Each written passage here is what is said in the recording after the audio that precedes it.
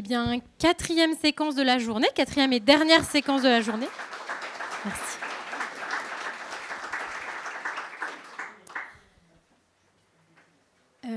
Eh bien, on va parler plutôt filière maintenant. On va se dire, tiens, c'est bien de sélectionner en bio pour la bio. Tiens, c'est bien de rajouter de la diversité génétique. Oui, ok, mais vous l'avez déjà un petit peu entendu. Comment on fait avec, comment on fait sans les filières, enfin, pourquoi c'est important, et puis comment ça marche si les filières s'impliquent, ou pourquoi ça ne marche pas parce qu'elles ne s'impliquent pas. Enfin, voilà, on va aborder cette question avec des acteurs des filières. Pour introduire, je veux bien que Emmanuel Antoine de Graines de Liberté vienne nous proposer son point de vue là-dessus. Et puis après, eh bien, il y aura des témoignages de 3 acteurs de la distribution et de la transformation.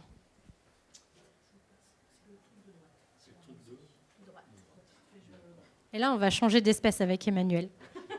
Je suis désolé, je vais ramener des potagères dans le débat. Donc, juste une précision. Donc, je m'appelle Emmanuel Antoine.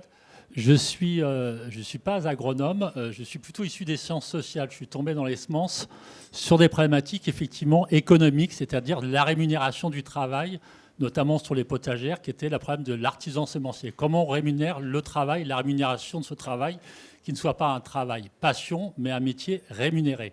Voilà, donc c'est un peu la problématique qui nous a conduit.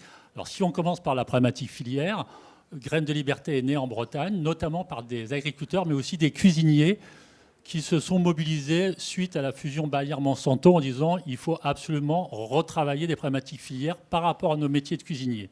Donc, on est né un peu de manière décalée là-dessus. Quelques précisions sur la structure. Nous, notre problématique, effectivement, est une problématique économique, c'est-à-dire qu'on travaille avec un certain nombre de maraîchers qui sont quand même précarisés professionnellement. Enfin, pas mal d'entre eux ont quand même des difficultés à vivre, donc du coup, à vivre de ce travail-là. Donc l'idée, c'était effectivement sortir de l'approche travail-passion pour amener sur la dimension métier artisan semencier en Bretagne. Et d'intégrer tout de suite cette problématique filière, de dire en gros, ce point aveugle, notamment ce point économique de la sélection variétale en plein champ, doit être effectivement l'objet social de la structure. La première, on est une structure relativement récente. La première démarche était effectivement de s'ouvrir aux jardiniers amateurs. Mais ce qu'on s'est rendu compte, c'est que la biodiversité devenait presque un slogan commercial qui enfermait les jardiniers amateurs dans une espèce d'éco-anxiété du jardin un peu lieu refuge. Or, nous, on s'est dit, c'est absolument une impasse. Il faut justement créer des liens entre les jardiniers amateurs et le monde agricole pour que le jardin soit un lieu de compréhension par rapport aux enjeux liés à la biodiversité, et pas uniquement à la bio, c'est-à-dire aux enjeux effectivement assez graves liés à la biodiversité pour mobiliser l'opinion publique et notamment les jardiniers amateurs à cette problématique filière. Donc, on a décidé depuis 1 an de rentrer au sein de plusieurs choses, de rentrer au sein de l'interprofession de la CMAE, d'adhérer au réseau Semences Paysannes avec lequel on a beaucoup d'échanges, notamment pour... Alors, je vais aller à la suivante. Juste la petite référence, effectivement, on a été très inspiré par les ouvrages de Olivier Hamon. C'est pour ça que cette dimension robustesse version performance, je vais un peu la détailler, mais elle marque beaucoup des réalités auxquelles on est confronté dans le terrain, notamment sur les potagères. Alors, ce qui nous est apparu tout de suite, c'est effectivement qu'il y avait une érosion du savoir-faire, pas génétique d'abord, une érosion du savoir-faire. Au niveau des maraîchers bio, la plupart achetaient des plants, récoltaient le fruit. C'est-à-dire que la compréhension du cycle du vivant, ils ne l'avaient plus. C'est-à-dire que finalement, il y avait une perte de connaissance biologique de leur activité par effectivement une approche assez organisée sur laquelle ils avaient effectivement une perte de connaissance. Donc il nous paraissait très important, notamment par rapport aux agricultures bio, de leur permettre de pouvoir aussi travailler tout le cycle du vivant en travaillant la question de la graine. La seconde chose qui nous est apparue, c'était de sortir effectivement de l'approche. La deuxième chose, c'est qu'on a travaillé avec des généticiens des populations qui nous ont effectivement alertés sur l'érosion génétique, y compris de variétés populations qui avaient été multipliées régulièrement sur des petites parcelles. Effectivement, il y avait une érosion génétique. Donc, ne pas tomber dans un dogme en tant que tel, mais de dire il y a une érosion génétique et elle est extrêmement préoccupante. Ça aussi, on l'a constaté en travaillant. Alors, je vous situe, on est en Bretagne, mais dans le Finistère. Dans le sud Finistère, il nous arrive parfois d'aller dans le nord, donc on rencontre des industriels et on les fréquente. Et dans les couloirs, on finit par parler la même langue, c'est-à-dire qu'ils flippent sur les questions sanitaires, l'érosion génétique commence à les préoccuper. C'est-à-dire que là où il y a encore 2 ans, on était considéré comme on va dire, des militants bio. Maintenant, on est passé du statut d'expert. Je sais pas si je, mais pas parce qu'on dit les choses différemment, mais parce que la préoccupation liée aux problématiques sanitaires auxquelles ils sont confrontés dans leur production commence à les intéresser et du coup s'intéresse un peu sur comment ça bricole chez vous derrière votre bazar sur la question de la sélection. Parce qu'effectivement, on est prêt à travailler sur plus d'hétérogénéité et que ce n'est pas uniquement en ayant des approches complètement artificialisées avec des pédiluves dans les serres qu'on va y arriver par rapport aux problèmes sanitaires auxquels on est confronté régulièrement de plus en plus et qui a un impact sur la production. Donc ça nous a permis d'avoir un langage commun avec des gens dont on ne pouvait pas penser au départ qui finissent par dire on a une préoccupation commune par rapport à la question de l'érosion génétique et l'impact qu'elle a sur les productions. Je dis ça tombe bien parce que nous aussi on veut sortir de l'approche semences paysannes ou semences population, niche de marché de la bio, mais bien replacer l'enjeu sur toutes les activités de production, de replacer la semence sur toutes les filières, sur l'enjeu alimentaire et de s'adresser à toute l'activité agricole et pas uniquement à une avant-garde en tant que telle. Donc cette préoccupation-là nous a amené à plusieurs axes. La première, c'est effectivement en étant au sein du réseau Semences Paysannes, en côtoyant les PEPS et différents acteurs, notamment internationaux, la dimension était effectivement de sortir de l'approche du fixisme variétal, de dire effectivement il faut replacer les choses par rapport à des usages, par rapport à des problématiques de maladie, et pas être fixé sur un phénotype pour le garder dans une vision de conservation. Ça, c'est très bien, d'autres le font, mais nous, il faut effectivement qu'on s'émancipe de cette vision du garder un phénotype pour travailler effectivement une diversité génétique, notamment pour répondre aux enjeux des problématiques de production auxquelles on est confronté aujourd'hui. La deuxième chose, c'était effectivement de poser en parallèle toujours la question économique. Donc on s'est effectivement ouvert aux collectivités locales pour dire comment on finance un travail de sélection variétale en cornouailles.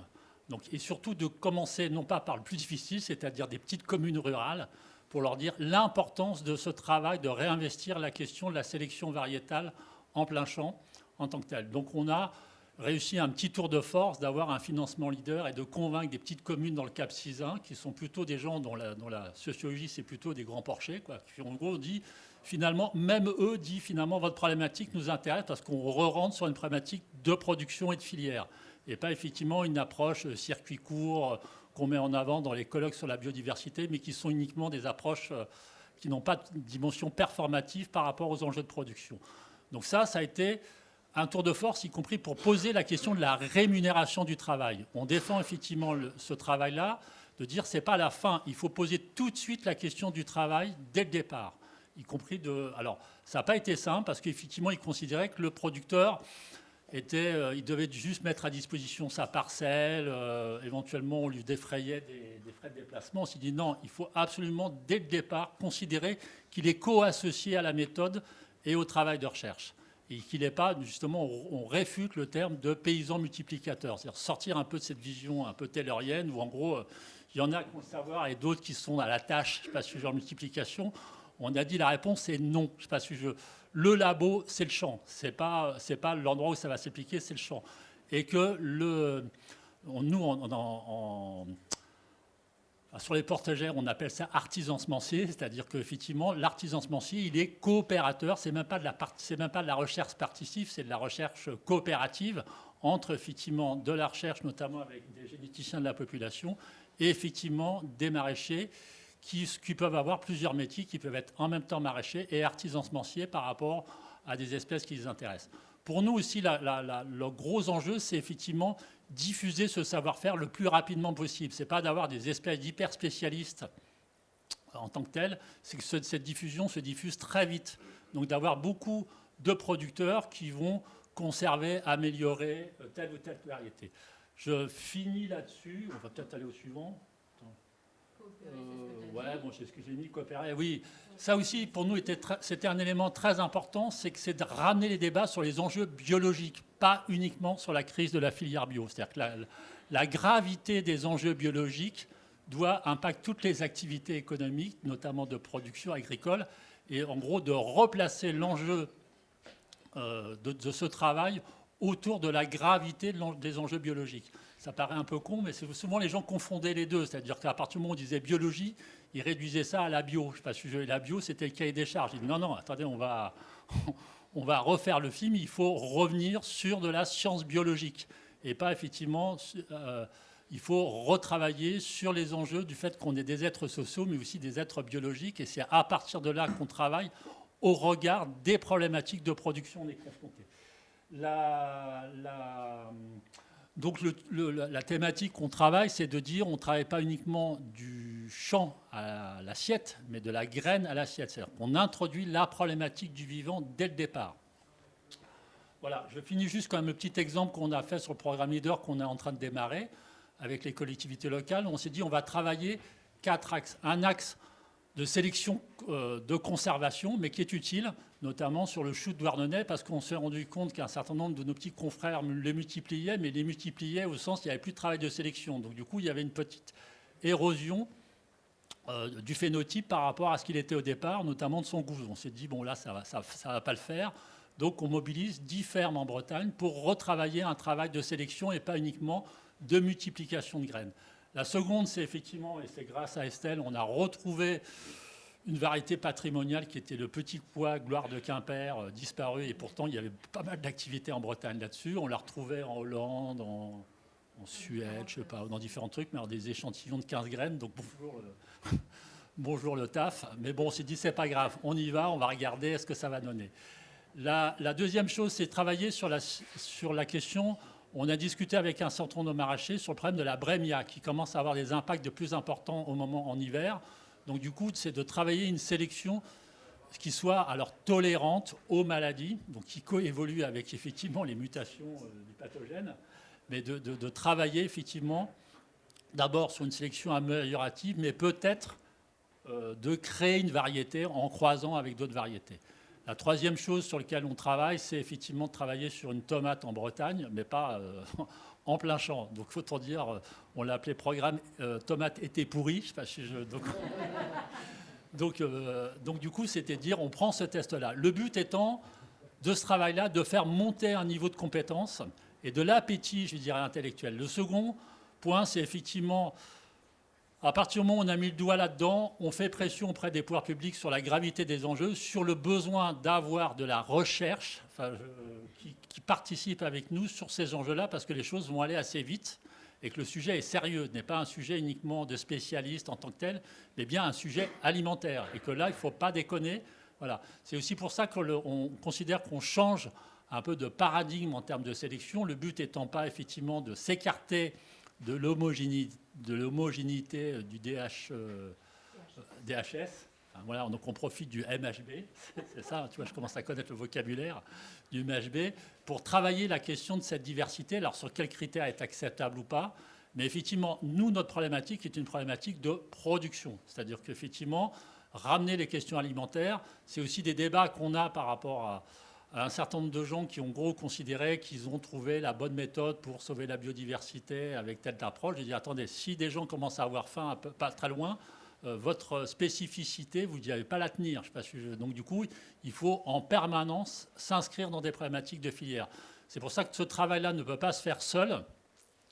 Il doit associer différents acteurs, distributeurs, détaillants, cuisiniers, voire même on est associé par d'autres acteurs. Mais voilà, on travaille par exemple avec les collectivités locales où par exemple la ville de Pinmar a négocié avec nous, grâce aux agents des espaces verts, un pôle municipal de la biodiversité cultivée, en disant en sortant de l'ornemental, on va avoir une approche différente des espèces vivantes de la collectivité et pas uniquement sur une approche purement ornementale au regard des enjeux liés aux enjeux liés à la gravité de la biodiversité. Voilà, la question économique pour nous était vraiment Pardon, 2 minutes, donc c'est rapide. La question pour nous, effectivement, elle est économique. C'est-à-dire que la question, effectivement, comment on finance ce travail si on ne veut pas déposer un brevet en tant que tel? Comment on rémunère le travail pour produire de la connaissance et que ça soit le préalable? Ça doit associer effectivement les pouvoirs publics. C'est pour ça que nous estimons que nous sommes une organisation à la fois professionnelle et politique. Enfin, politique au sens pas électoral du terme, mais poser la question politique par rapport à la relation qu'on entretient en tant qu'humain vis-à-vis des espèces vivantes, mais par rapport aux enjeux politiques vis-à-vis de la recherche, vis-à-vis de la question du travail, de la rémunération du travail. Donc on alterne de la coopération, parfois un peu de lutte, c'est nécessaire, surtout en Bretagne, parce que des fois les rapports sont un peu rugueux. Mais pour nous, c'est fondamental. On ne peut pas, par rapport au bouleversement aujourd'hui, avoir une approche, comment dirais-je, statique. On a de tels bouleversements qu'il faut être un peu tout-terrain, si je veux dire, pour prendre la question de la robustesse, c'est-à-dire de ne pas avoir des trucs très performants, mais qui soient capables de s'adapter dans des terrains économiques, sociaux et politiques extrêmement changeants. Voilà un peu le cadre que je voulais vous présenter très brièvement. Voilà, j'ai une minute. Ah oui, pardon, excusez-moi, dernière chose, 15 secondes. On a décidé avec plusieurs acteurs, effectivement, au moment de la remise en cause de l'agence bio, mais aussi des attaques sur l'Office français de la biodiversité, de dire on doit monter au créneau. Notre problème, ce n'est pas que la bio est attaquée, c'est que la bio ne sait pas défendre politiquement ses intérêts, enfin très fortement, et que là, il faut politiquement monter au créneau. Il ne faut pas être uniquement dans des jeux d'acteurs très généraux, il faut maintenant monter au créneau, y compris nous permettre de nouer des alliances avec d'autres corps sociaux dans la société. C'est pour ça qu'effectivement, on a publié une tribune avec différents acteurs, dont Biocoop, mais aussi le MABD, mais aussi Nature et Progrès, mais aussi des brasseurs dans le nord de la France, etc., en disant ce n'est pas uniquement un problème de spécialistes, c'est aussi un enjeu qui mobilise des professionnels qui ont besoin de politiser leurs engagements par rapport à ce qui est en train de se passer aujourd'hui, y compris de faire comprendre au pouvoir public qu'il y a des intérêts, et ces intérêts sont d'intérêt général et qu'il va falloir les défendre. Voilà un peu, et pas raisonner uniquement croissance du marché de la bio, mais aussi effectivement l'enjeu qu'il représente par rapport au monde agricole. Voilà, je vous remercie.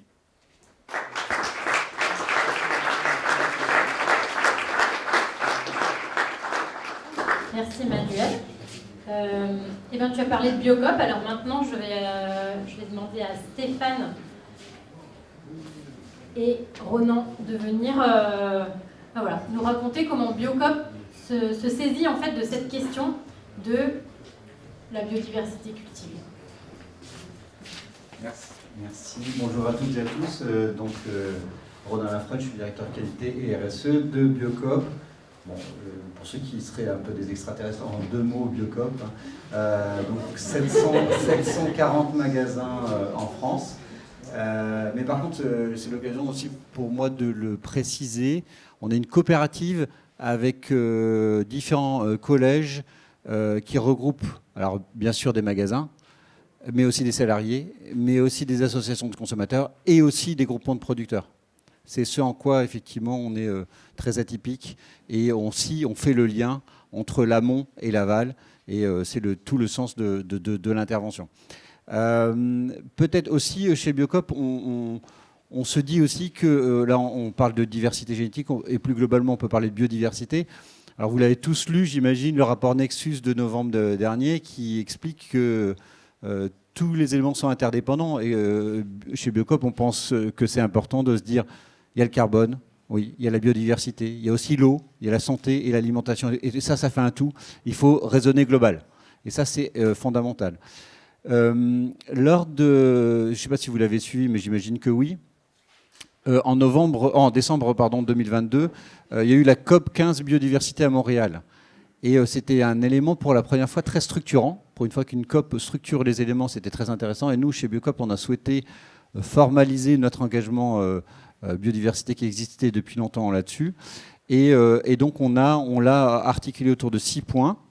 Et ça permettra de revenir sur le sujet du jour. Le premier point, c'est la promotion d'une agriculture durable et qui protège la biodiversité. Donc l'agriculture biologique, nous on est en 100% bio et c'est évidemment, il faut le rappeler, quand même un élément fondamental à ce niveau-là.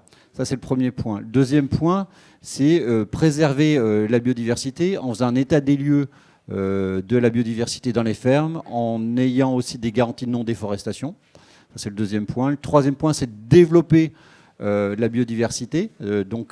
Et pour faire le lien entre l'amont et l'aval, Nous, on fait la promotion ou le développement de références en agroforesterie. Ça a été évoqué tout à l'heure. Comment, effectivement, on peut promouvoir ce type de produits, notamment du café, du cacao. Mais pas que, ça peut être beaucoup plus large que ça. Donc comment on promeut aussi le développement d'infrastructures agroécologiques, des haies, des prairies permanentes, etc. Et puis, deux éléments, avant de venir à la partie génétique, deux éléments qui sont peut-être moins intuitifs. Le sujet du commerce équitable, parce que notamment sur des filières exotiques, si on n'a pas les moyens de vivre, on ne peut pas protéger la biodiversité. L'avant-dernier point, on en a parlé avec certains d'entre vous, la logique de lutte contre le gaspillage alimentaire, ça paraît fondamental, mais tout à l'heure on a parlé de robustesse, on a parlé effectivement d'économie et le fait qu'on ne soit pas forcément mieux disant à court terme, mais pour ce faire, il faut aussi penser à ce qui est autour du produit, c'est effectivement la valorisation de l'ensemble des coproduits, la lutte contre le gaspillage est un élément clé. Et donc le dernier point, effectivement, pour nous, l'idée c'est de préserver et de développer la diversité génétique naturelle. C'est un point fondamental pour nous, et à la fois au niveau des filières, mais aussi au niveau des produits. La chance que l'on a, c'est qu'effectivement, on fait ce pont-là, on propose effectivement des éléments au niveau agricole, mais c'est aussi à apporter de la diversité dans l'assiette. Tout à l'heure, quelqu'un a parlé de la nutrition. L'élément nutritionnel est fondamental. Le goût aussi, on en a parlé avec certains d'entre vous. Effectivement, si le produit n'est pas au rendez-vous, ça va être compliqué. La praticité aussi pour les clients. Donc bien faire ce lien-là. Si on veut effectivement une diversité d'assolement, si on veut promouvoir des cultures dites mineures, etc., si on veut promouvoir des variétés anciennes, etc., il faut qu'on apporte une explication, la pédagogie, et que le client voit son intérêt également. Voilà en tout cas ce que j'avais à moi vous partager, et je vais passer la parole à Stéphane Durand. Bonjour, Stéphane Durand, donc directeur des filières et de l'activité des fruits et légumes chez Biocop. Merci Ronan, il a déjà dit beaucoup de choses. Bon, vous connaissez Biocop, donc nous on est militants et commerçants, et la question de la diversité, forcément, elle touche les deux côtés, et on essaye de la mettre en œuvre dans nos constructions de filières. Historiquement, ça fait longtemps, par un certain nombre d'actions ciblées. Alors nous, notre approche filière, vous savez qu'on a une vingtaine de groupements qui sont associés à la coopérative, dans le collège dont tu parlais tout à l'heure. On travaille en étroite collaboration avec eux, souvent très en amont, puisqu'on a des programmes de production, donc on est aussi capable de travailler très en amont sur la sélection des variétés qu'ils vont pouvoir travailler avec nous, la sélection des produits. On est engagé commercialement en mettant en avant des choses qui sont un petit peu moins consommées. On a des objectifs assez ambitieux de mettre en avant les cultures mineures dans nos rayons, des graines de millet, des choses comme ça. Le blé, forcément, c'est pas très compliqué d'en trouver, et puis c'est pas très compliqué de le faire consommer. On a quelques résultats, mais on a conscience aujourd'hui qu'il faut qu'on aille bien au-delà, que tout ce qui s'est dit aujourd'hui montre que il y a une accélération des effets du changement climatique qui fait que si on n'embarque pas cette question-là, nous, dans nos choix avec l'ensemble de nos filières, de nos fournisseurs, de nos partenaires, à moyen terme, on sait que nos approvisionnements risquent d'être en risque. Alors on sait se mettre en risque quand c'est un choix. Aujourd'hui, par exemple, on n'a pas de choux issus de CMS, on n'a pas d'endives issues de CMS. Il n'y a pas toujours du chou dans les rayons, il n'y a pas toujours d'endives dans les rayons. Le directeur des fruits et légumes, il en entend des fois dans les oreilles parce que les magasins râlent, mais c'est comme ça. On a fait ce choix-là parce qu'on pense que justement, il faut défendre un certain nombre de choses comme ça. On a défendu par exemple la tomate population. Aujourd'hui, les tomates anciennes chez Biocop, elles sont à 100% en variété population. C'est 1000 tonnes par an. Alors, c'est pas grand-chose, mais voilà, c'est quand même un petit levier. C'est un certain nombre de producteurs, c'est un certain nombre d'emplois. C'est un marqueur fort dans le marché quand même, parce qu'il y a beaucoup de monde qui nous a suivis à aller mettre de la vraie fausse tomate ancienne après dans les rayons. Nous, c'est de la vraie tomate ancienne, et au prix où elle est souvent en commerce équitable avec nos groupements. Voilà. on essaye aussi d'accompagner les producteurs sur les questions de rémunération de ces variétés dont on sait qu'elles sont plus risquées en production. Donc c'est comme ça qu'on souhaite intervenir sur ces problématiques-là, en jouant ce rôle, comme tu le disais, d'interface entre nos groupements ou nos producteurs, mais aussi des gens comme vous, des obtenteurs, des multiplicateurs. Voilà, on travaille de temps en temps avec un certain nombre d'entre vous. On a travaillé avec Estelle l'année dernière. Voilà, donc on essaye. Alors, notre intervention et les vrais leviers qu'on peut apporter, c'est effectivement plus dans la mise en contact, dans la construction de filières avec des obtenteurs ou des semenciers, des producteurs, des industriels qui ont leurs contraintes et auxquelles il faut qu'on fasse face. Et puis, tout ce réseau de 740 magasins, qui est à la fois une puissance de distribution, parce qu'on a beaucoup parlé de modèle économique au cours de la journée, à la fin, il faut quand même que toute cette chaîne-là se rémunère, mais qui est aussi, dans les premières phases, voilà, un laboratoire aval. Vous faites des essais de variétés à l'amont. On peut, nous aussi, faire des essais de variétés à l'aval, en dégustation, auprès des magasins, en test. Donc, il ne faut pas hésiter à nous solliciter. Il ne faut pas hésiter à... voilà, vous avez Geoffroy et Adrien, là, qui sont dans la salle, qui sont les deux responsables des filières végétales, qui pilotent ces projets-là. Donc, c'est aussi comme ça, et c'est comme ça qu'on pense être le plus efficace pour accompagner tout le travail que vous faites au quotidien, très à l'amont. Nous, c'est vraiment en jouant notre rôle, en faisant notre job de distributeur, qu'on pense pouvoir être en capacité d'accompagner ça par des essais, par de la distribution, et puis, comme tu le disais, aussi par de la pédagogie auprès du consommateur, parce que, oui, les produits ne vont pas être forcément tout à fait identiques à ceux qu'ils ont l'habitude de consommer. Il va falloir leur faire comprendre aussi pourquoi ils ne sont pas tout à fait produits de la même manière et pourquoi ils ne coûtent pas forcément peut-être tout à fait le même prix non plus. Voilà. Donc c'est comme ça que Biocoop, qui est persuadé que ce travail sur le maintien d'une diversité génétique, le maintien d'une hétérogénéité de production de semences est vraiment crucial pour l'avenir et pour la sécurité alimentaire à très long terme. C'est comme ça qu'on pense notre rôle aujourd'hui. Et voilà, on est à l'écoute de projets qu'on pourrait vous aider à porter.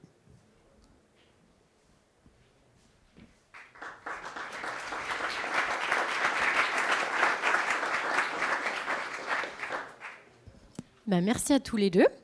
Et bien maintenant, on va demander à Lucie, c'est ça, André de chez Ecoton, de venir nous présenter la vision de Ecoton. Et après, il y aura Arnaud Saurin des Moulins Foriché, voilà, pour avoir une diversité d'acteurs. Merci en tout cas, Ronan et Stéphane, pour votre témoignage.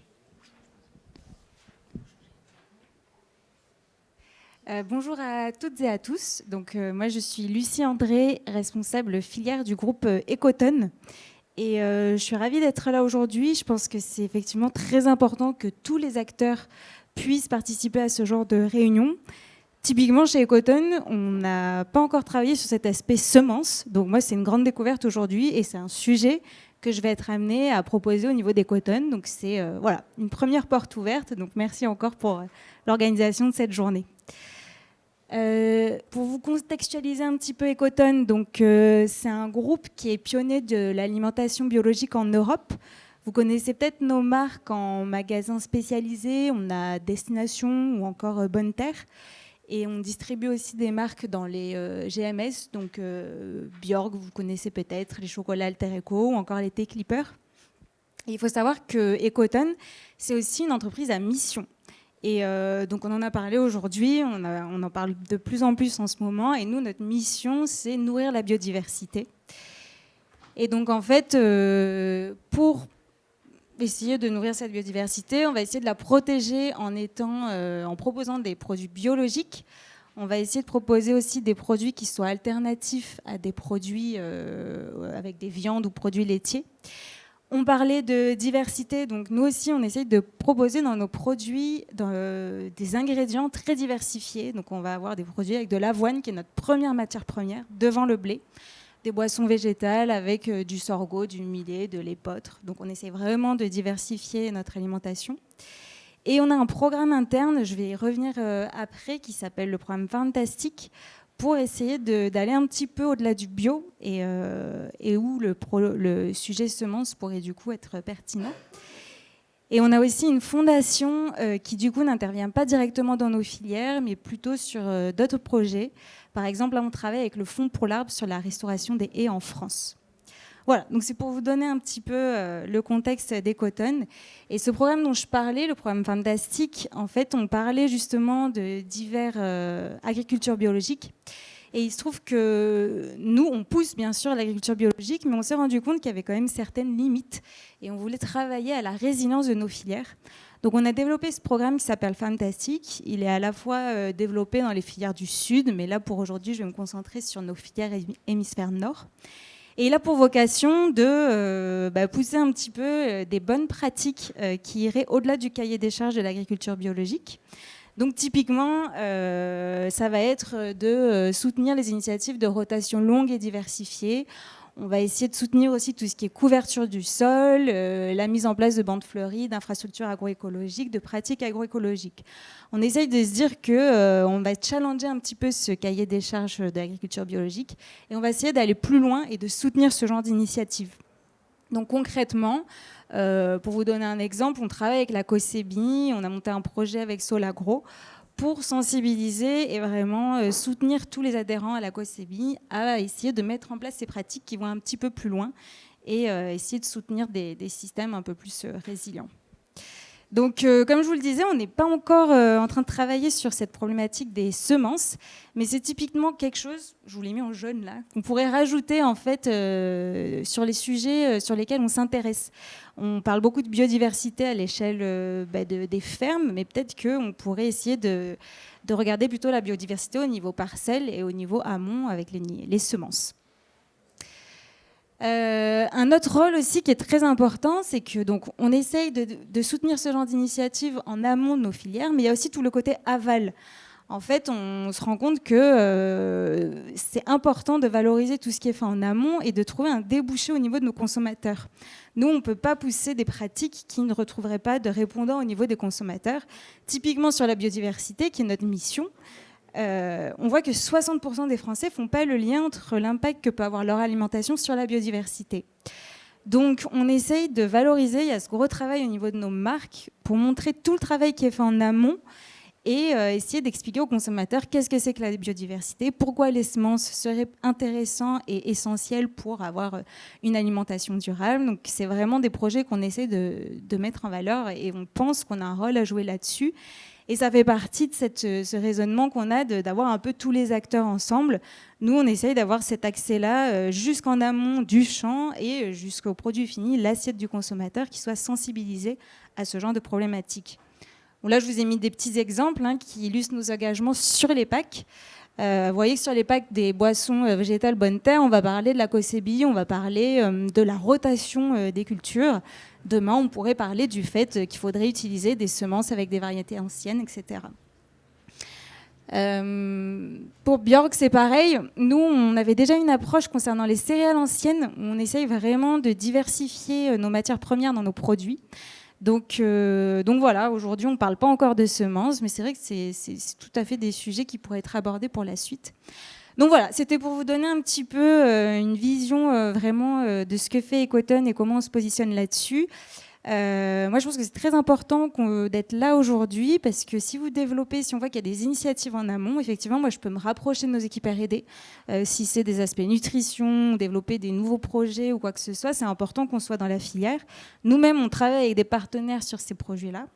Donc voilà, petit tour d'horizon de ce que fait Ecotone et merci encore pour cette journée aujourd'hui.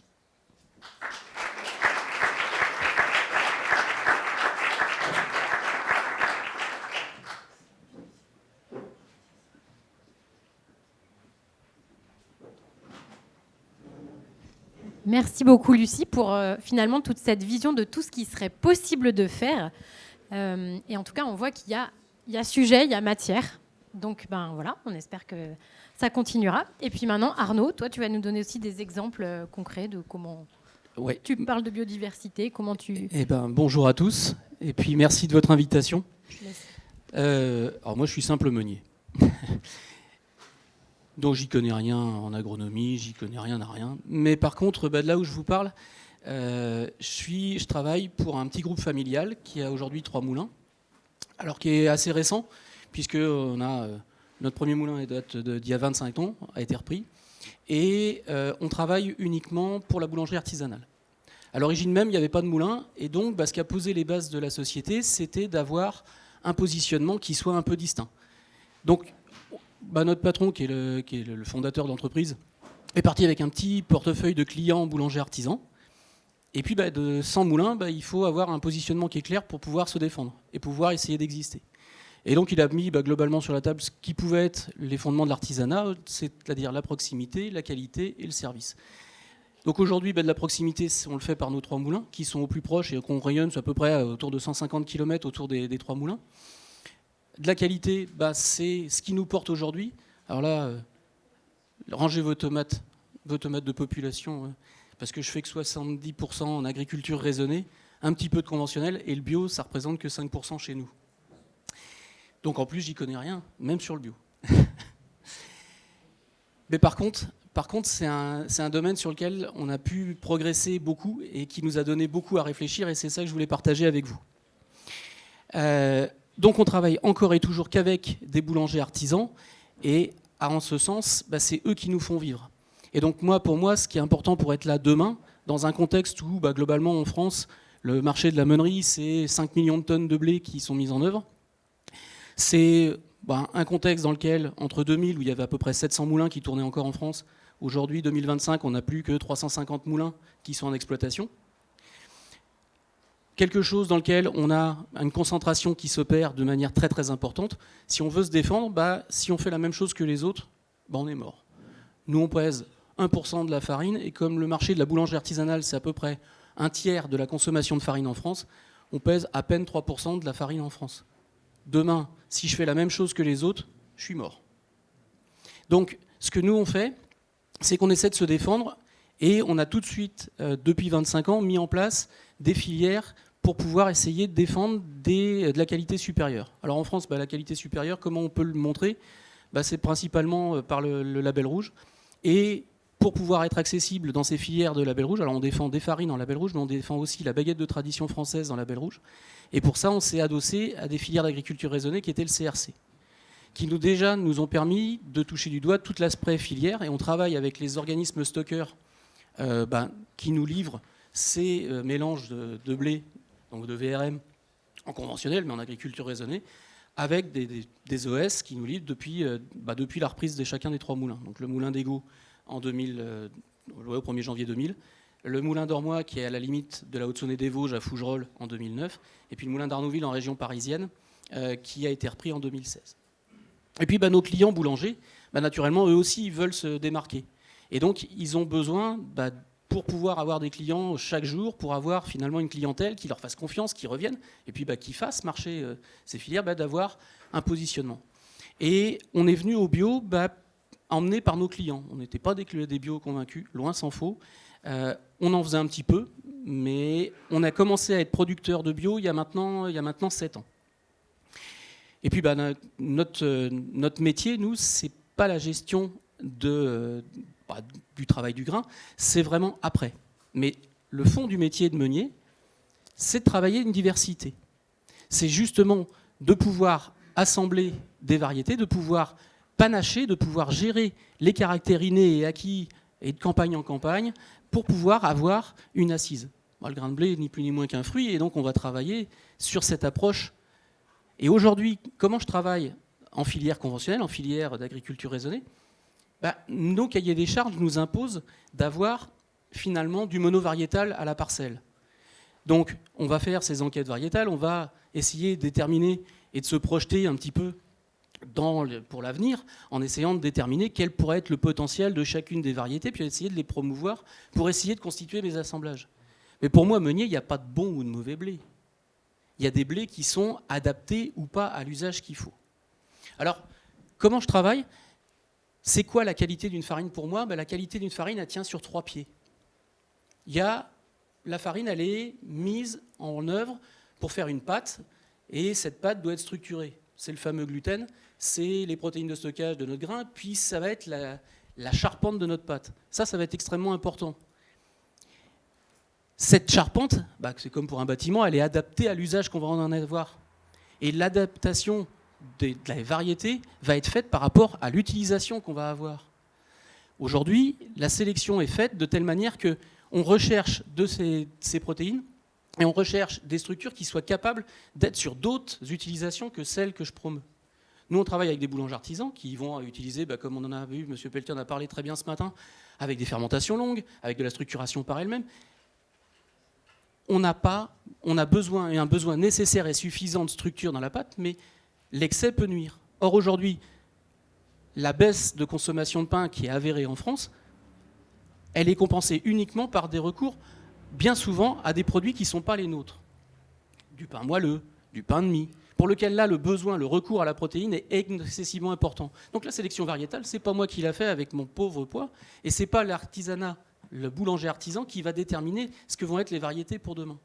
Donc là, il y a un premier problème de limite par rapport à notre modèle, en tout cas pour nous, pour l'utilisation qu'on en a à faire pour de la boulangerie artisanale, pour des produits qui soient du quotidien, qui soient sains, qui soient nutritifs, et qui soient aussi appétissants, et qui soient goûteux.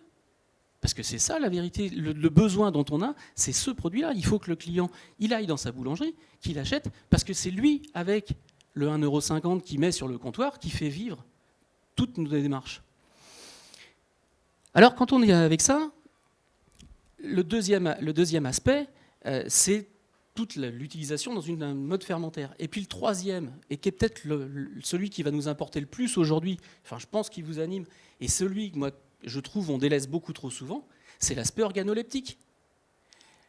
On a une variété intéressante, et on avait un potentiel excessivement intéressant de pouvoir choisir des variétés assez différentes pour pouvoir les mélanger et pouvoir justement donner des farines qui s'équilibrent, parce que le mélange était adapté.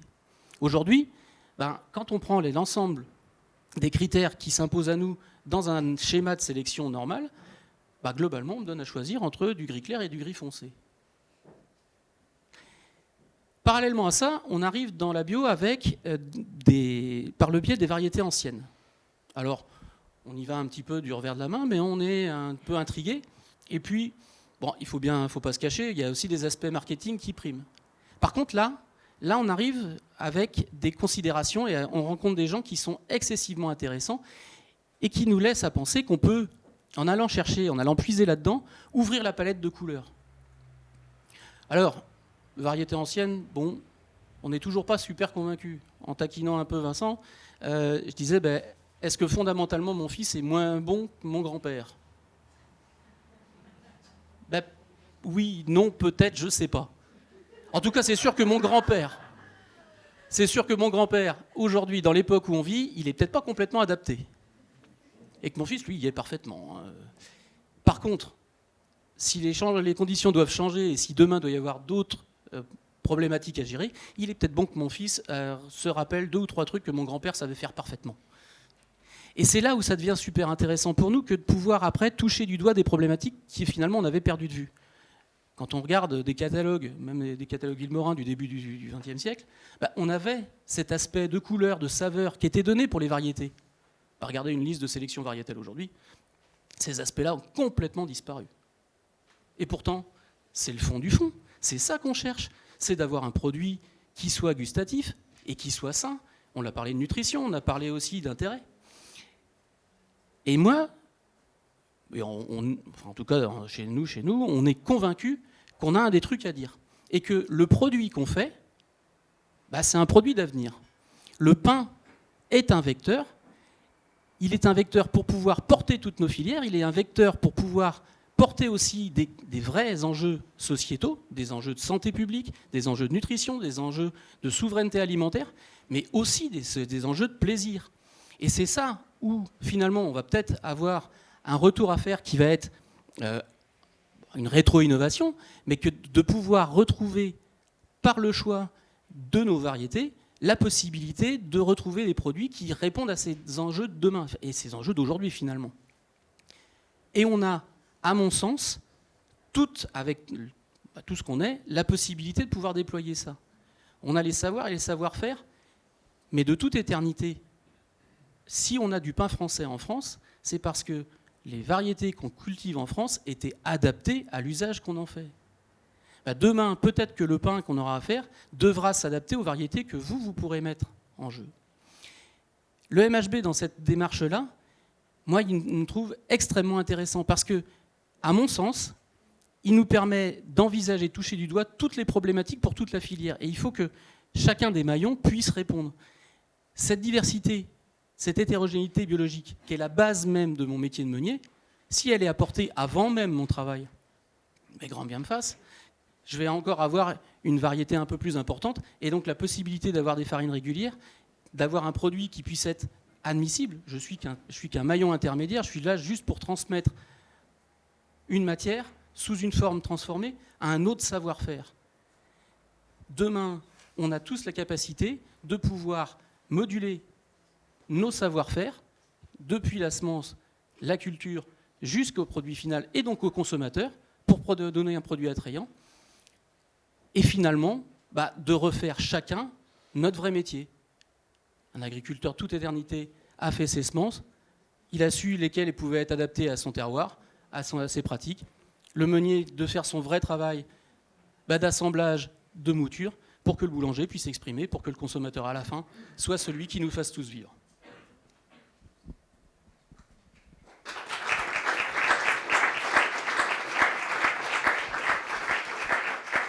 Merci beaucoup Arnaud. Je vais inviter Emmanuel, Arnaud, Ronan, Lucie et Stéphane pour vos questions.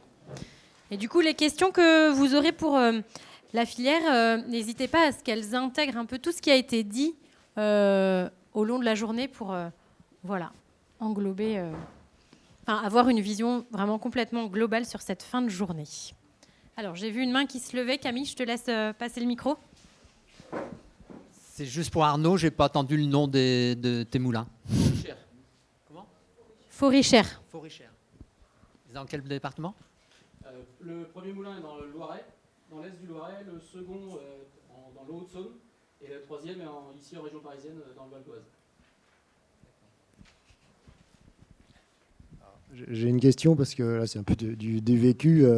Alors je suis sur Rouen, des boulangeries traditionnelles, il n'y en a quasiment plus. En fait, on est de plus en plus sur des grands groupes, des Marie Blachère, des Paul, des machins, des trucs comme ça, avec un peu du formatage de pain. Alors ils sont divers, mais en fait ils ont tous le même goût. Ils sont divers dans les formes et dans les prix, mais ils sont un peu tous les mêmes goûts. En tout cas, c'est pas ce qu'on a goûté ce midi.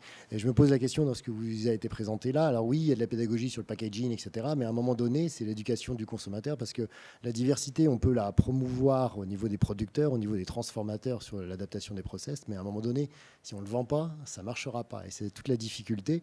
C'est qu'aujourd'hui, on est, moi j'estime, plutôt sur une simplification à outrance de ce qu'on consomme en fait, et ce qui est proposé à la consommation.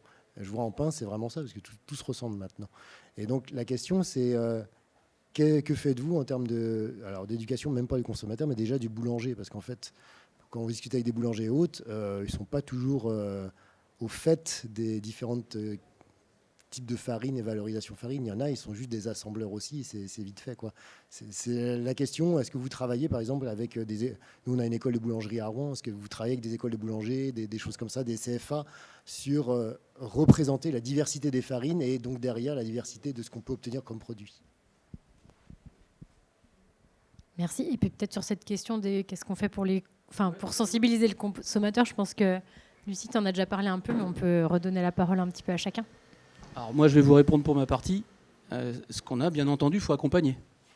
Donc nous, on a des boulangers démonstrateurs, on en a 7. Si vous voulez, sur le point de la qualité, par exemple, sur les farines, alors tant en bio qu'en conventionnel, pour les farines tradition française, pour la farine pour faire des croissants, ce qu'on veut, c'est pas duper le consommateur. Il faut que l'artisan il fasse vraiment son boulot. Donc on promeut le travail sur le vin, donc on promeut le travail. Et par exemple, dans mes farines de tradition française ou dans mes farines pour les croissants, il n'y a plus d'additifs depuis pas loin de 10 ans. Et c'est la même chose pour les farines bio. Mais ça, quand vous travaillez comme ça, naturellement, vous travaillez sans filet. Donc il faut avoir du savoir-faire, donc il faut accompagner. Et donc on a une école de formation en interne dans laquelle on accompagne les boulangers à venir pour venir se former sur du travail sur le vin, sur de la panification avec des pointages longs, sur de la division manuelle, sur de la farissonnage. Mais c'est finalement refaire leur vrai métier. Et là, c'est sûr qu'on se dit, on ne simplifie pas la tâche. Ah non, mais personne ne se simplifie la tâche. J'ai pas l'impression que vous vous simplifiez la tâche dans toutes vos démarches pour être beaucoup plus simple. Mais à la fin, ce qu'on veut quand même, c'est finalement d'avoir alors, tous ces efforts juste pour un bout de consommation, un bout de pain sur la table. Bah ouais, mais c'est bien ça le truc. Et à la fin, ça paye quand même. Ouais, vous savez, globalement, la baisse de consommation et donc la baisse d'activité en boulangerie artisanale, pour ma seule partie, c'est globalement 3 à 5% par an. Vous inquiétez pas, hein. C'est pas la bonne boulangerie qui va faire du pain comme celui qu'on a pu manger ce midi qui va dégager la première. Par contre, celui qui fait une baguette blanche qui est sèche au bout de 3 heures, qui est absolument dégueulasse, alors lui, il a du mouron à se faire. Alors, il y a un fond de clientèle qui est comme ça. Mais en tout cas, nous, quels sont les clients qui résistent le mieux ? C'est ceux qui s'en vont sur la qualité et qui ne transigent pas. Et donc, si on ne transige pas sur la qualité du produit qui est pour donner pour le consommateur final, il ne faut pas transiger sur la qualité des farines qu'on met en face. Et donc, il ne faut pas transiger sur les choix qu'on fait au niveau des blés, et ainsi de suite. Et chacun a sa petite pierre.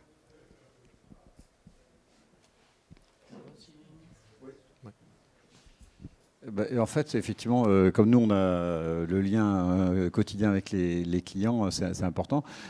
Par exemple, tout à l'heure, on parlait des cultures mineures. Et je prends un exemple effectivement sur les légumineuses. Beaucoup de clients ne savent pas comment les cuisiner et c'est un des freins en fait véritablement. Donc en fait, je sais qu'il y a un certain nombre de magasins par exemple qui proposent des recettes à côté des légumineuses. Voilà, c'est des choses assez simples comme ça. Et puis après il y a des affiches d'explications. C'est quoi une variété population. Voilà, de donner des éléments d'explication. Et après, effectivement, le client il teste. S'il trouve ça bon, il revient. S'il trouve pas ça bon, il revient pas. Une question qui est un peu en lien, du coup, sur la boulangerie, vous parliez d'éducation sur le consommateur, mais il y a l'éducation au boulanger. En fait, est-ce qu'il y a des évolutions possibles du CAP qui est hyper normatif sur l'usage de la levure, alors qu'on voit qu'il y aurait largement... Et donc, si on continue de former des boulangers avec juste cette pratique-là, c'est difficile ensuite de voir la diversité. C'est bien sûr tout le travail. Et donc, vous voyez, il y a 3 semaines de temps, j'étais voir des BM dans un centre de formation pour apprentis, parce que c'est dès l'origine qu'il faut pouvoir sensibiliser aussi les boulangers de demain au fait que non, ça ne va pas être forcément l'améliorant pouce contrôlé et la levure à 4 grammes qui va faire que demain il va pouvoir avoir un boulot qui lui permette de vivre. Donc c'est bien sûr du travail pour aller jusqu'en apprentissage. C'est de pouvoir accompagner, mais vous savez, on a la chance en France d'avoir un super système de formation malgré tout. Il y a des pays, on fait 30% à peu près de notre activité à l'export. Ce système de formation, les outils qu'on a pour former les jeunes, dans le monde entier, on nous l'envie. Et d'ailleurs, notre agriculture aussi. C'est aussi pour ça qu'on arrive à vendre de la farine à l'export et qu'on jouit d'une super réputation sur tout ce qui est alimentaire, et la boulangerie pour ce qui nous importe au premier chef. Mais c'est aussi la formation. Et le fait d'avoir des boulangers formés, aujourd'hui, ils peuvent s'exporter très bien. Par contre, vous avez complètement raison, il faut pouvoir sensibiliser. Et si la seule voix qui est au chapitre, c'est de dire les gars, arrêtez de vous faire braire. Hein. Vous inquiétez pas, il y a une usine de panification qui sortira 20 000 pièces-heures qui fera largement aussi bien qu'eux. Mais c'est pas ça qu'on veut. Enfin, en tout cas, c'est pas pour ça que je me lève le matin. Moi, je me lève pour qu'il reste encore dans beaucoup de villages une boulangerie, qui est bien souvent le dernier commerce qui reste. C'est de l'attractivité des territoires. Et ça passe s'il y a des gars qui sont formés, qui sont résilients, qui ont du métier. Et ça, c'est sûr qu'il faut les accompagner, mais dès le début. Pour leur dire qu'il y a autre chose qui est possible, il y a autre chose qui peut être fait. Okay. Et deuxième question, c'était comment vous associez le temps long de la sélection? On voit que là, on parle de 10 ans avec les événements qui s'enchaînent. On voit la division par 2 des récoltes qui a été annoncée ce matin sur le blé. Et puis les ruptures des fois dans les magasins de produits. Donc comment vous articulez le temps long pour adapter le système amont avec vous, le consommateur, qui du coup commence à vivre des ruptures. Et on voit bien qu'avec ce qui se dessine d'un point de vue climatique, géopolitique et compagnie, ces ruptures-là vont s'intensifier. Et donc, comment on aide l'amont à se préparer, sachant que c'est ultra long, quoi. Voilà. Oui, c'est ultra long. Il faut là aussi marcher sur les deux jambes, c'est-à-dire il faut préparer une campagne après l'autre et progressivement travailler à diversifier à la fois nos bassins d'approvisionnement en fonction des cultures pour limiter notre risque d'approvisionnement, limiter aussi le risque des producteurs, de nos fournisseurs, en leur proposant aussi une diversification de leur production, essayer d'ajuster nos saisonnalités aussi, hein, parce qu'on voit aussi que les choses bougent. On a constaté là depuis ces 2 dernières saisons, par exemple en légumes, que la transition entre les bassins du Sud et les bassins du Nord était de plus en plus compliquée à faire. Voilà. De plus en plus compliquée à faire. Il y a vraiment des décalages aujourd'hui de calendrier de production. Donc il faut faire ça, travailler le court terme en se disant que allez, ça va bien se passer. Le moyen terme en disant on commence à introduire aussi des essais de diversification, travailler sur des projets collectifs. Je pense au projet qu'on a avec un certain nombre de groupements sur les pommes de terre, les variétés de pommes de terre robustes par exemple, pour introduire à la fois de la résilience, mais y aller doucement, travailler dans les différents bassins, voir comment les variétés se comportent, les faire déguster, les faire cuire, voilà. Donc là, on est dans du temps moyen-long, et puis aussi être en interface avec des gens qui sont dans la salle, là, sur des choses à plus long terme, où on sait que voilà, il faut être là, il faut être en observation, il faut les mettre en contact avec des producteurs chez nous, des groupements, des industriels. Donc il y a vraiment ces trois échéances, mais c'est aussi ça qui est intéressant. Si c'est juste répété d'une saison sur l'autre, là ce qui est intéressant c'est d'arriver à... Enfin, je sais pas, faut demander aux gens qui sont juste à côté de vous, là, que j'ai le bonheur d'avoir dans mes équipes, mais je pense que c'est ça aussi qui les motive, quoi. C'est d'arriver à gérer ces 3 échelles en même temps. Voilà. Oui, sur les débouchés du blé bio, là, Vincent t'a montré un graphique ce matin, là, à 2020, je crois que c'est à peu près équivalent la production en France avec la demande, et après ça s'écarte, la production augmente et puis la demande elle stagne. En 2020, il y avait eu un rapport qui était sorti au printemps qui avait été, je crois que c'est l'ANMF et Arvalis, qui disait que pour un des scénarios d'avenir pour la boulangerie artisanale en France, c'était que la bio devienne majoritaire, parce que les gens allaient associer bio et local. Et je ne sais plus s'ils annonçaient ça pour 2025 ou 2030, mais c'était vraiment une des hypothèses. Non, mais voilà, alors ça n'a pas fonctionné, mais des gens extrêmement sérieux avaient émis ça comme hypothèse. Mais du coup, est-ce que la bio gagnerait pas, vu que les prix ont eu tendance à stagner, voire à baisser? Du coup, la bio, la farine bio devenait compétitive par rapport à la farine des autres labels, on va dire, qui sont en plus des labels extrêmement contestables, quoi.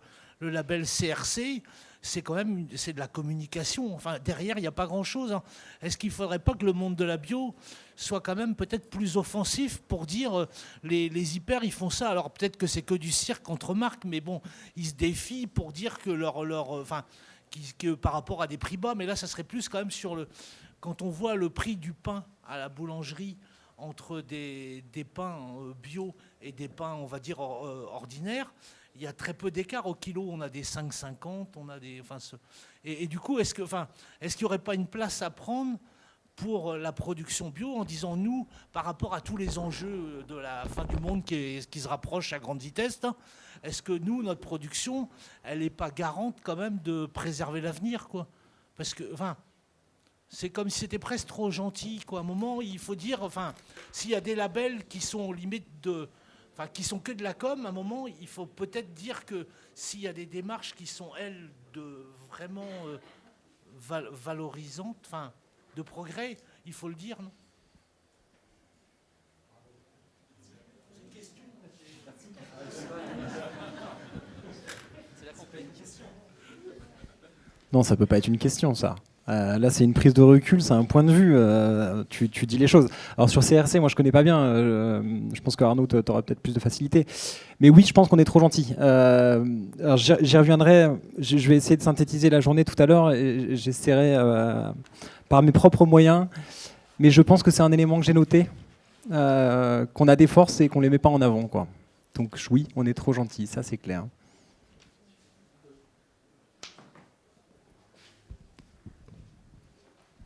Je me permets juste, je ne vais pas rentrer dans le débat sur le CRC, on pourra le faire.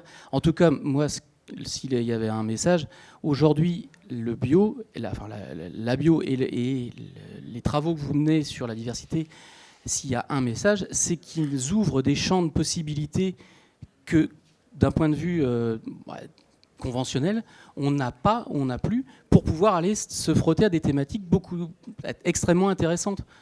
Aujourd'hui, cette capacité qu'a l'association de variétés ou l'association d'espèces au champ, est-ce qu'elle est pertinente ou non, on ne peut même pas le tester ailleurs. Et donc, moi, c'est sûr que là, c'est aujourd'hui des questions qu'on se pose sur toutes, parce que c'est la pérennité de toutes nos filières et la pérennité de toutes nos productions qui est en jeu, on est bien d'accord. Mais derrière, aujourd'hui, il n'y a que la bio et ses travaux en particulier qui nous permettent de dire est-ce qu'on peut évoluer, est-ce qu'on peut avoir d'autres modèles et est-ce que ces modèles sont plus robustes. J'ai bien aimé le terme tout à l'heure parce que de toute façon, pour pérenniser nos entreprises et pérenniser toutes nos filières, il faut que les modèles qu'on mette en place soient robustes pour pouvoir supporter. C'est sûr que les filières, quand ça va bien, c'est facile pour tout le monde. Hein. Mais c'est les mauvaises années qu'il faut pouvoir répondre puis être là. Et donc c'est sûr que s'il y a des systèmes qui sont plus robustes que d'autres, là, ils permettent d'asseoir, ils permettent de pouvoir passer l'ornière. Et c'est là, en sens, que nous, on s'inscrit là-dedans et qu'on cherche et qu'on essaye de se mettre.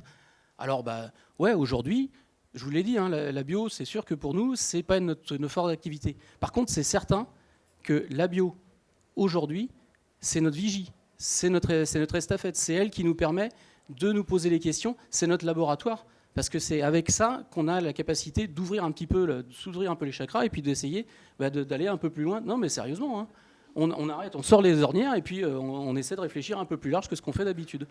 Et en ce sens, c'est super intéressant pour nous. Excuse-moi Estelle, juste un tout petit complément. Je vais remettre la casquette commerçant.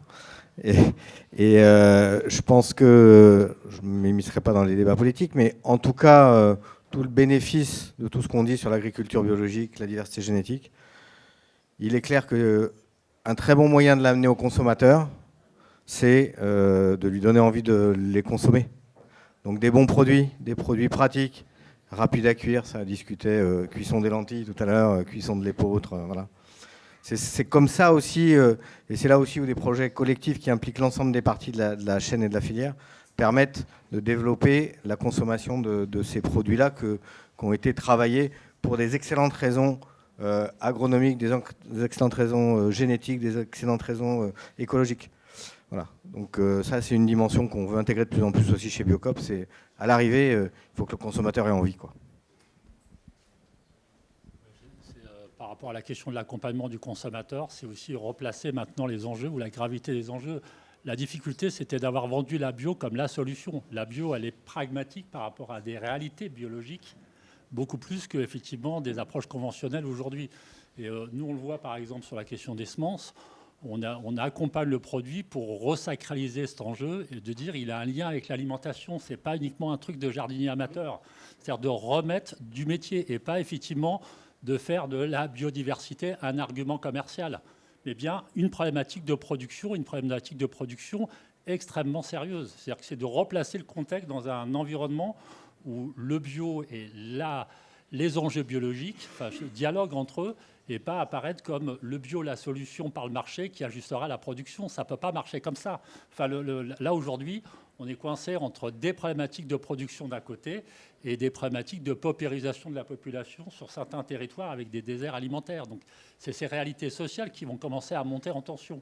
C'est la manière dont, là où on est dans nos métiers, je sais pas si on puisse coopérer, travailler ensemble, échanger des éléments de connaissance en respectant le métier des uns des autres et en n'essayant pas de se substituer par... donc c'est la capacité à coopérer qui est en jeu au regard de la situation politique telle qu'elle est posée par rapport à la gravité des enjeux de la biodiversité. Et c'est à mon avis comme ça qu'on accompagne le consommateur plutôt qu'effectivement d'être dans une espèce de promesse commerciale plus bio que bio. Je sais pas si mais regarder la réalité des enjeux biologiques auxquels on est confronté. On a une question au fond et on verra si on a le temps pour une deuxième question devant et je pense qu'après on s'arrêtera. Merci pour ces éclairages. Donc plusieurs dimensions en termes de taille, d'impact potentiel sur le marché. Et moi je pense que le sujet que Estelle a posé, hein, la question du financement de l'innovation, est-ce qu'on la préfinance ou est-ce on fait un retour sur investissement, donc on revient sur l'approche royalties. La royalties, c'est ce qui emmène à la fixité, la fixation, puisque pour pouvoir avoir des royalties, il faut avoir une propriété intellectuelle, il faut rentrer dans un cahier des charges qui permettent d'avoir quelque part derrière une massification qui permet de financer l'innovation.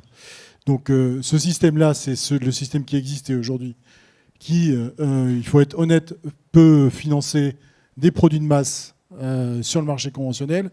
Je peux vous dire aujourd'hui que le peu de sélection qu'il y a en bio n'est pas autonome financièrement, c'est-à-dire qu'elle est financée soit par des projets de recherche, soit par de l'argent public, et un petit peu par des royalties.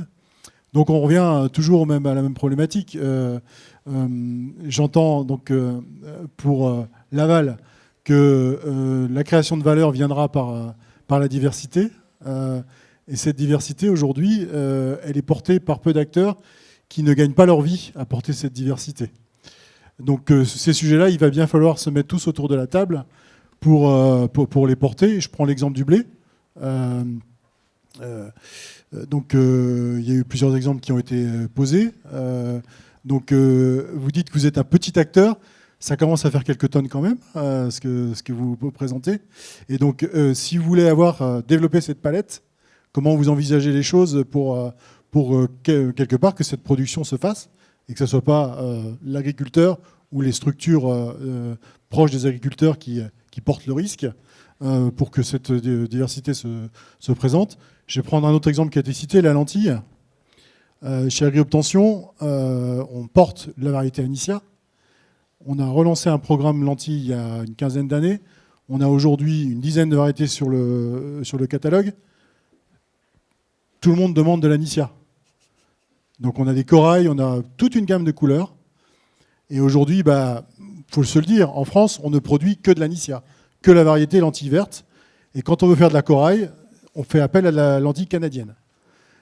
Et personne n'arrive aujourd'hui à structurer de filière autour de ces lentilles corail, où c'est epsilonesque. Donc pourtant, il y a 75% des lentilles qui sont importées. Donc c'est une légumineuse particulièrement intéressante en termes agronomiques, en termes environnementaux, en termes nutritionnels, et on n'arrive pas à structurer de filière en France.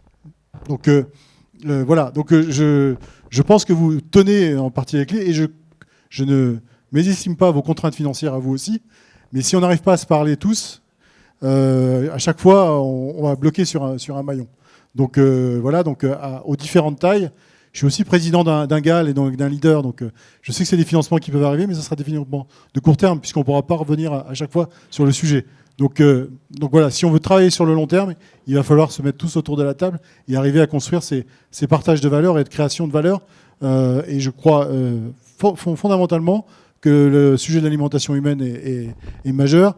En France, on fait un gros tas de blé BPS, mais une bonne partie de ce blé, il part à l'export ou il part pour nourrir des animaux. Donc n'empêche que toute l'innovation, elle est structurée pour grossir, pour faire ce gros tas.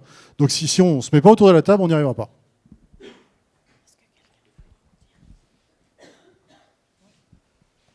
Merci. Tu vas rebondir, Arnaud ?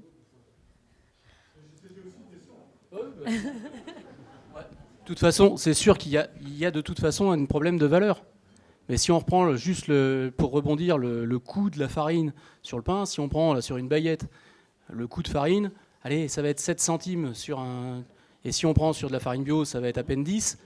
Si demain on passe à 12 pour pouvoir financer, mais parce qu'on a quelque chose à dire, parce que le consommateur n'est pas bête, si on l'informe correctement, si on le sensibilise, il est prêt à remettre un peu plus de sous.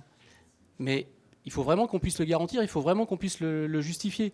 Donc globalement, demain, passer à 12 ou 15 centimes sur une baguette de prix de farine, ce n'est pas le fond du problème. Le fond du problème, c'est d'avoir après les garanties, d'avoir la résistance et de pouvoir après l'assurer d'année en année.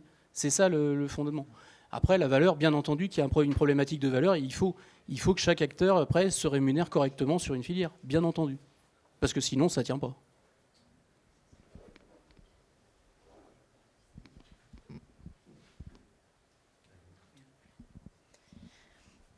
Eh ben, merci pour tous ces commentaires, toutes ces idées qui fusent. Si on veut finir pas trop en retard, on va s'arrêter là. Mais si vous avez un peu de temps, vous pouvez continuer vos discussions à côté. Voilà. Eh ben, merci à tous.